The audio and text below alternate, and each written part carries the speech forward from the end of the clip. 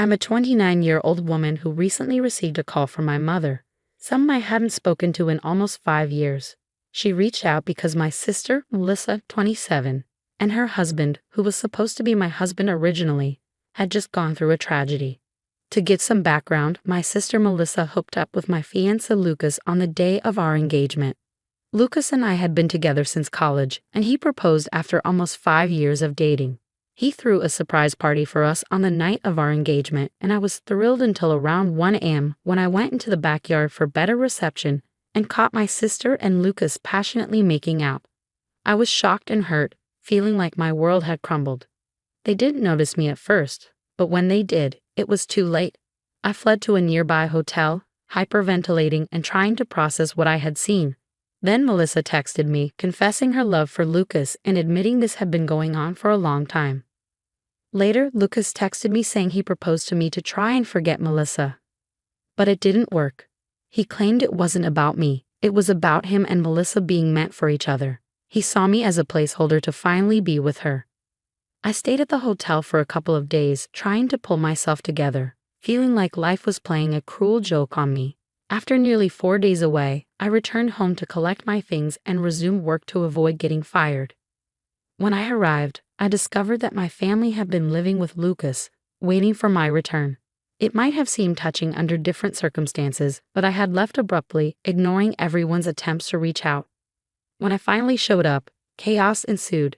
Everyone rushed to hug me and express relief at my return, even Melissa. She hugged me tearfully, but I was too stunned to react. Eventually, when things calmed down, I announced that I was back only to gather my belongings and leave for good. Lucas had been silent until then, but when I said I was leaving, he mentioned he had already packed and was moving in with Melissa.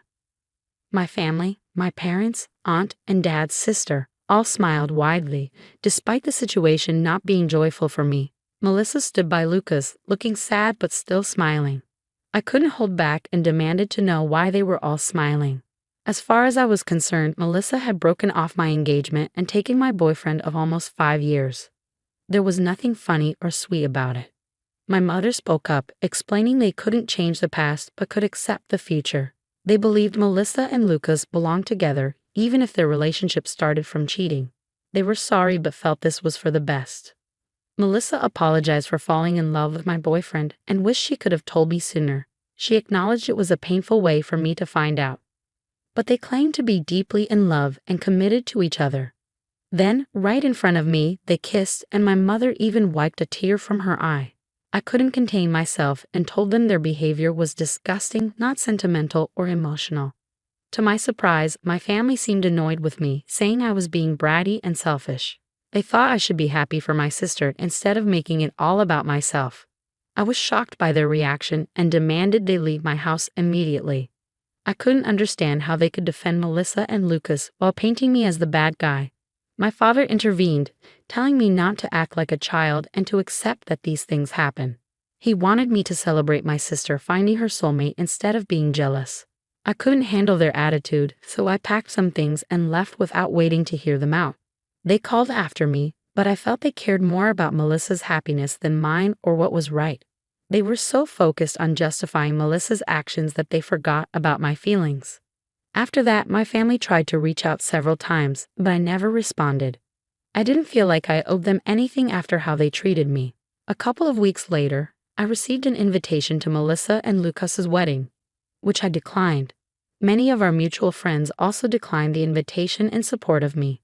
Some relatives who knew the truth also distanced themselves from my family after seeing how they treated me. It's been 5 years now, and I've essentially cut my family out of my life completely. They occasionally try to reconnect, sending well wishes on my birthday or New Year, but I always ignore them. I didn't block them, but I removed them from my followers and friends list on social media. I wanted them to see that I was living a great life and maybe feel jealous. It was petty, but it felt like the least I could do after everything they put me through. Until recently, I had no idea what they had been doing in the past few years. Then, about 4 days ago, my mother called me from an unfamiliar number. I almost hung up immediately, but she sounded desperate, so I reluctantly agreed to talk for a couple of minutes. My sense of humanity wouldn't let me turn my back on her completely. When my mother called, she explained that Melissa and Lucas had started a business a couple of years ago, but it was failing badly. Their investors were pulling out because the business wasn't making any profit. Despite borrowing more money, their situation worsened, and now they were deep in debt with loan sharks after them. They were being hounded by employees, investors, and lenders. My mother, aware of my comfortable lifestyle, saw me as a last resort to help them out. She begged me to loan them money, specifically nearly $75,000, to pay off their debts. I asked why Melissa wasn't reaching out herself. My mother explained that Melissa and Lucas have forbidden her from approaching me directly because of what happened 5 years ago. Melissa wasn't ready to accept help from me. For months, my parents and even Lucas's family had been supporting them as much as possible, but it wasn't enough. Both families were retired and needed to support themselves too. My mother felt she had no other option but to ask me for help. I could afford to assist them, but I didn't want to. Melissa had chosen not to contact me for help, and I believed they had lost any right to make demands from me. The day they cheated on me, I told my mother that I couldn't and wouldn't help them, even if I could. My mother sounded upset and said I was being cruel, urging me to think about our family. I pointed out that Melissa and Lucas didn't consider me when they had their affair, and my family didn't think about me when they supported them. So I didn't feel obligated to help them now. I've worked hard to achieve where I am today, and I'm not going to just give $75,000 to two people who don't deserve it. My mother started crying on the phone, calling me selfish and warning that my sister and her husband would face serious trouble if I didn't help.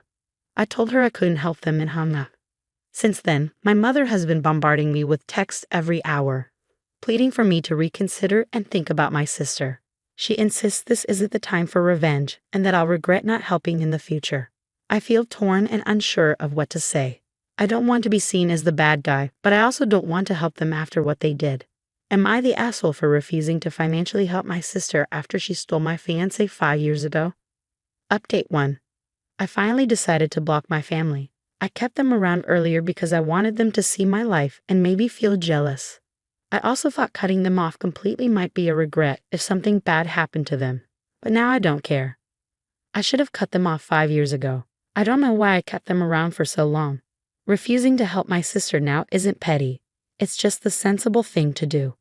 They've already wasted a lot of money, and I doubt they can repay me even if I give them $75,000.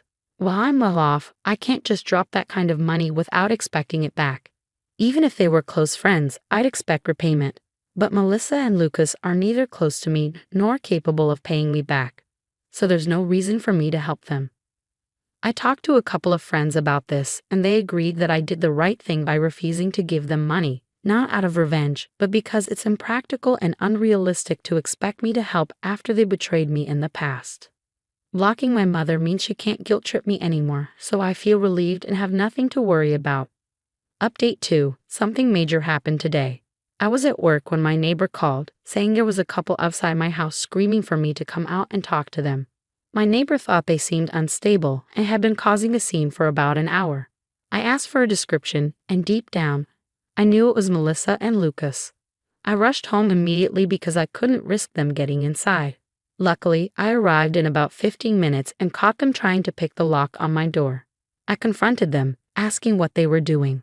I tried to call the police, but Lucas knocked the phone from my hand before I could. Melissa told me they were just here to talk and didn't want anything from me. Well, not right now, at least. I agreed to talk but insisted it be outside in the yard.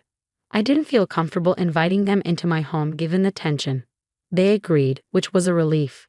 Melissa started explaining that my mother had informed her about my phone call and how I had ignored subsequent texts and blocked them all. He told me my behavior was unfair and that I should have moved on by now, 5 years later. He'd accused me of seeking attention from my family with dramatic acts. Melissa said she felt insulted by my refusal to help them and came to discuss it.